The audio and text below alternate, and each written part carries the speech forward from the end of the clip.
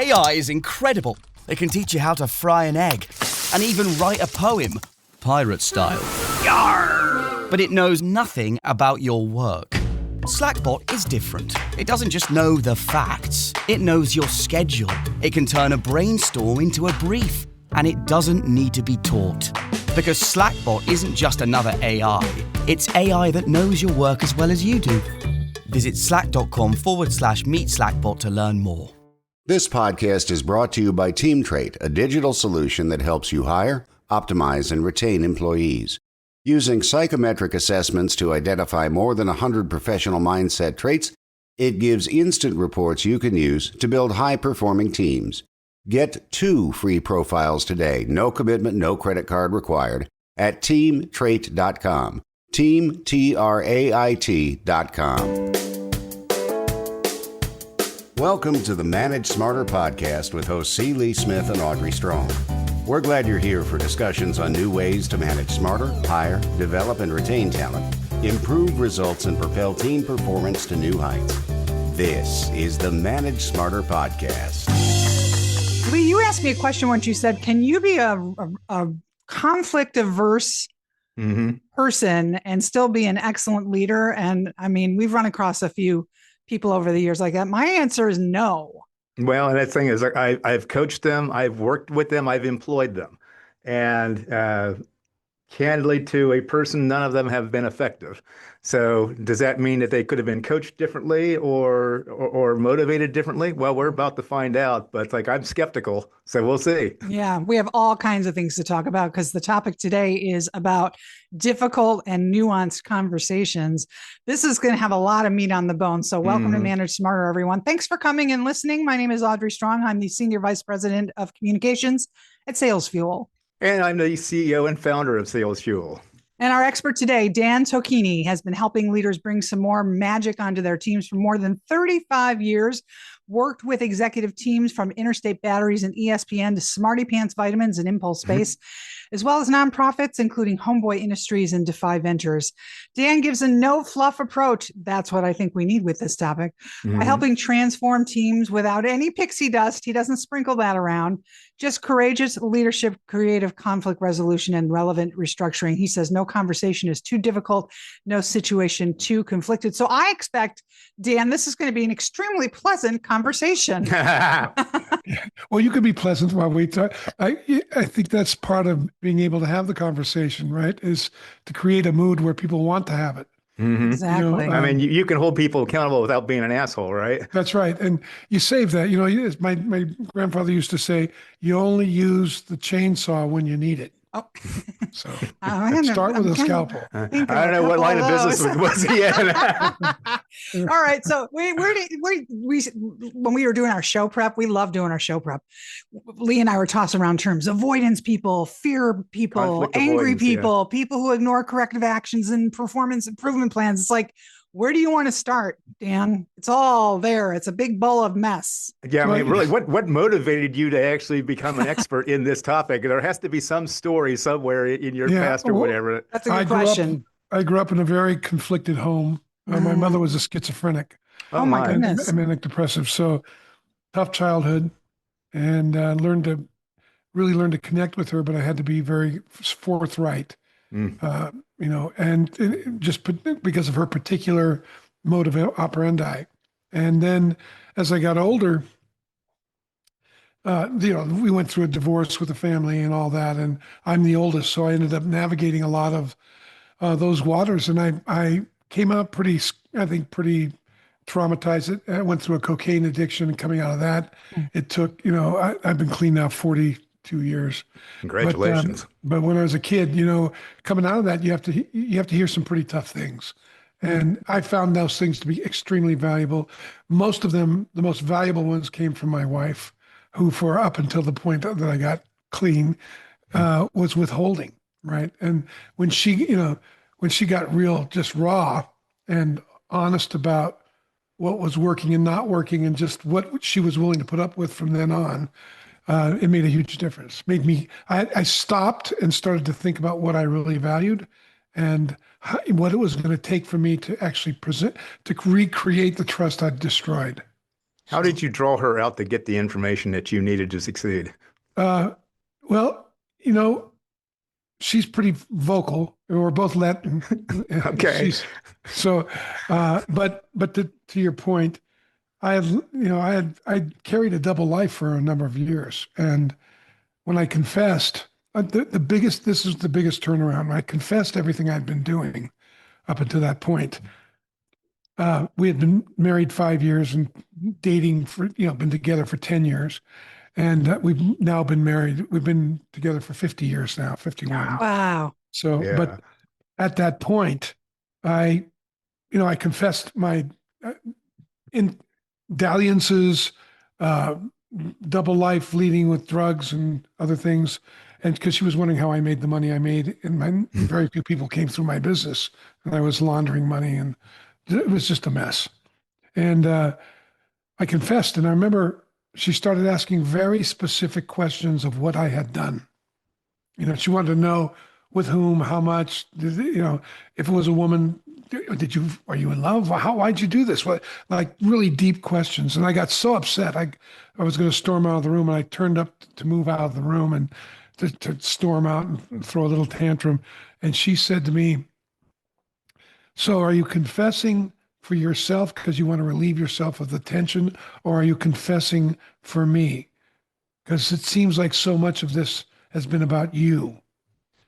And I stopped mid and turned back around, and she was right. I was doing it for me. And so then I sat back down and said, "Fire away. I'll give you all the details." And because in our conversations, I realized it was the man I had become, I didn't want to look at.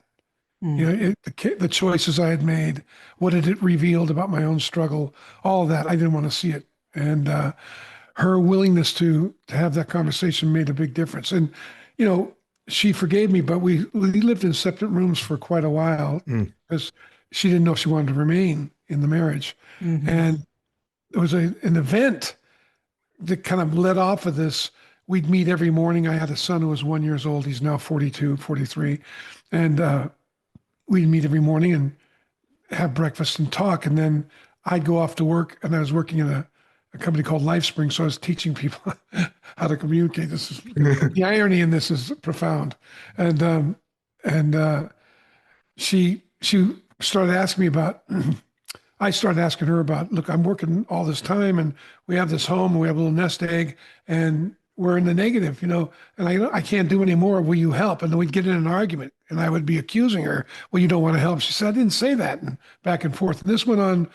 And in the evening, I'd come home and wouldn't say anything. And this went on for 2 days. On the third day, she finally, she brings a tape recorder to the table. And I said, what's that? She goes, I think we ought to hear our conversation because we're having two different conversations. Oh, wow. Smart.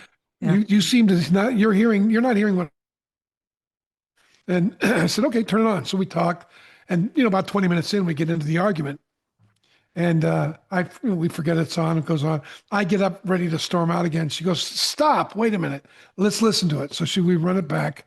I'm rolling my eyes, and she says, and I listen to it, and she says, I say, Eileen, are you willing to help? She goes, yes, I'm willing to help. I'm just not willing to let Danny be the babysitters. And I said, so you don't want to help? And she goes, I didn't say that. And then, so I turn off the tape recorder, and I say, okay, so you didn't say it, but you meant it.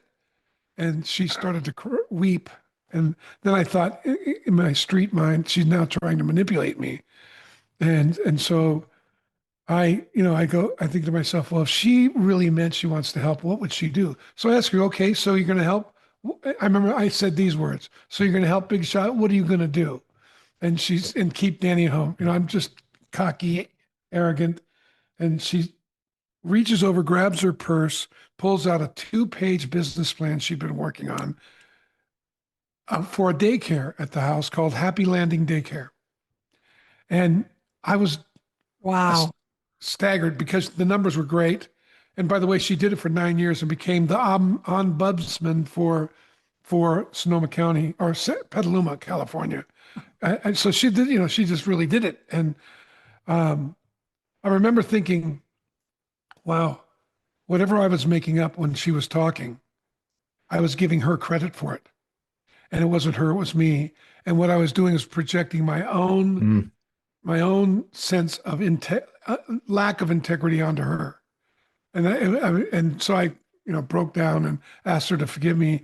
And I think we had the next 2 weeks were the best conversations we had had up until that point. And about the end of 2 weeks, I found a note in my bed in the other room that night, coming home, come back to bed. I forgive you, and I want to stay married. So And this concept of not withholding, though, how does that apply to the workplace for our manager audience? I mean, being not too transparent with a younger person who reports to you, you got to be careful, right? How you handle these things. Yeah, well, you got to think about what you're communicating about.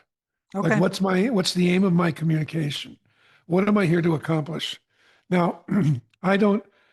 It's funny when I've worked with a lot of organizations, and literally the executives I've worked with, the founders I've worked with, they end up wanting to send their family through our trainings because what they do is they get in touch with the way they see the world, and then they start relating what they see at work with at home, what are the patterns at home, or with their clients when they're selling, because there are certain conversations people are afraid to have because they think it'll break rapport. But what I have found is if I'm willing to have a harder conversation and navigate it and be really focused on why I'm having it, not to be right, not to be in control, not to look good, feel good. It's more about what am I there to accomplish and what has to be vetted for that to open up. What do we have to learn? Look, if something's not happening and you have a pattern of it not working, there's something that needs to be said that isn't being said. And it isn't being said because it represents a threat in some manner to probably both parties because it's a culture. And that in order to get it to the surface, there's a risk. So you've got to evaluate that risk. And what are the costs if this continues? What future is going to come? Every choice has a future tied to it. So, is this just short-term gain for long-term pain? Or, I just, for give you an example, I'm working with a team just a month, 2 months ago, and there's a young exec that it's a startup. They've got a lot of money to start up. They're very smart. They're very savvy. They've been in startups before, so they're not wasting it. And they've got this young marketing director, and they want her to become an executive because she's really good, but she doesn't want to. She wants to be a consultant. And this is really not going to work with the team in the long run. They need a director, manager on the team, an executive position when they go raise funds, or it's not going to be as good, right? You know how that goes. The team has to be together. So this gal has been working on the team, very sharp, very, very qualified, very competent, does great work, but really not a team player. She wants to be left alone. She wants to work, and she's good up to a certain point. And so we get into this conversation, and in the middle of it, I asked, I get her clear. I have a very hard conversation with her, with the execs. She's insulted. She gets angry. And I ask her what she's angry about. She goes, well, you're pressing me on something I said I didn't want to get done. I didn't want to choose yet. I said, how long have you been with the team deciding this? 9 months. I said, well, your time's up. So, your time's up. If you don't want to, no problem. You're not a bad person. We can certainly make it work for you to exit, and that will help us transition somebody in, but the time is up. So she was upset, but the meeting ended. Then the executives came together, and it was interesting. They said to me, well, we like the result. That's good. We fine. But the way you did it, I don't know if I could do that. I don't know if that's really appropriate. I said, well, it makes sense because your culture is to talk around the issue. And what you don't realize is the issue you don't address determines your culture. So this gal was driving your culture because you were unwilling to have this conversation. And now you want to make it about how I did it. There's certainly better ways to do it. And I'm wide open to any suggestions, but up until now, you haven't demonstrated your willingness to even understand what it takes to have that kind of conversation. And they agreed, they got it. And I said, look, but I'm wide open, give me feedback. And they gave me feedback, it was great. Thought it was, excellent. Maybe I went too quick with her. Okay, good enough. It was interesting though, right after this, they, decided to keep her on until they could get the transition, which sure you want to do that. And then she was upset. She's mad because she said, well, I think I want that position. And they said, no, I'm sorry. That's exactly just this process. They started to see, to the CEO's credit, she said, no, that won't work because look, this process reveals something about the way we all work together that isn't something I want to have on the team. Mm-hmm. And we're just getting in touch with it. You might want to get in touch with your contribution. So it worked out quite profound on the other end of it. And they've signed on with 3 of my coaches to coach their executive team. So start at the end and the outcome and work your way backward. Okay, Lee, go ahead. Sorry. Yeah, about 20 years or so ago. I mean, it's like sometimes you look back on, who you were as a leader, sometimes as a person or whatever, and you're not proud of certain things. And I was very hard-nosed and very big presence, and to the point where, some employees, I even got a negative review from a departing employee on this, where it said, I don't feel, that I can tell him the hard things that he needs to hear, that he's not open to hearing it. And basically, they were communicating that they felt intimidated by not only my title, but also my personality and how I did the job back then. Yeah. So what advice can you... I know this feedback. Yeah. Okay. So what advice can you give to managers and leaders then to be more approachable, to people that when they need to have a hard conversation with you? Well, one of the things I did, which I didn't mention, and I did it with this young lady that we spoke with about the marketing manager and the team, is, look, I'm wide open to anything you have to say about anything I'm saying. I tell them, I'm not saying I'm right. I'm just saying this is where I'm standing, and I really want to hear from you. So it was quite a cycle, and that's how I learned that from my wife, because she would say, "You're very intimidating. You're a big man. You're very articulate. You have, you listen well." And so people are going to be, you can listen to me sometimes, Dan, and you can gaslight me by, I've felt gaslighted at times because you can talk circles around and explain your way out of stuff without hearing what I'm saying. And that was extremely valuable feedback. And so I'm aware of that when I'm working is, okay, I'll often say, look, here's what I'm making up about what you're saying. And tell me, correct me, edit me. I want to because I won't get like with that gal. I took one step at a time. As she agreed to each one of the things I heard, I could go deeper and deeper with her. So, I asked her, well, what do you want from this position? What do you ultimately want here? Well, I like being a consultant and I like to be on my own. I don't want to have to answer to the CEO every day. I like to be more.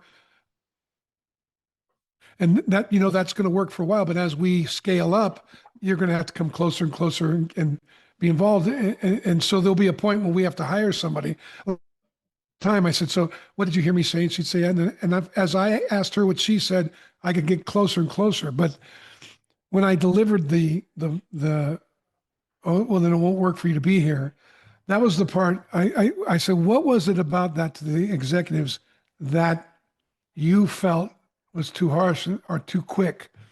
And they couldn't really tell me except that you're so unedited and so direct. It just felt abrupt, even though it wasn't. But abrasive, I've heard that term. Yeah, abrasive or like you didn't. There's more tact that could be in it, and I received that. That makes sense. That technique sounds like just instructional for the audience. Is she would say something and you would say, now make sure I understand you correctly. What you're saying is yada, yada, yada. And she said yes. And then that's how you do it, right? I even put it into, here's what I'm making up about what you said. So it's on me, right? Like, because it really is. I mean, I'm not hearing her. I'm hearing what I'm making up about what she said. That's what I learned from my wife in that little episode, right? We need to interview your wife. No kidding, man. She's the VP in charge of coaching. Oh, wow. Great. All right. That was a smart movie made there. Now, your website is... go ahead. For how many years? We worked together for 40 years. That's all I was going to say. TakeNewGround.com is your website. We have a couple minutes left. This has gone so quickly. It's just fascinating, your storytelling. Lee, I'm going to give you the last question. Okay, so I've heard you say that conflict is the yellow brick road to success. Yeah. Which Wizard of Oz character is the biggest obstacle to how you approach conflict at work?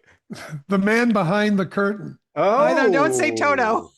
No, I You thought gotta he co- was going to go with the Tin Man or something. No, the man behind the curtain, you got to come out from behind yourself and be open and listen, knowing I'm not perfect, but I'm doing my best to get this done. And I know you're committed to it. So the man's got to come from out behind the curtain and just reveal himself. Show some vulnerability, right? That's right. Yeah. And The great and powerful Oz did not do That's that. right. Yeah. Oh, well, this has been so interesting. And again, takenewground.com. You've got an Instagram. I'm going to spell your last name for everyone. It's Dan Tocchini. It's Tocchini. And he's also on LinkedIn, y'all. So yeah, yep. if you need help, get a hold of him. This has been really interesting. Thanks for listening. If you enjoyed the show, please rate and recommend on iTunes, Overcast, or wherever you get your podcasts. You can also get more great information at salesfuel.com. This podcast is a part of the C-Suite Radio Network. For more top business podcasts, visit c-suiteradio.com.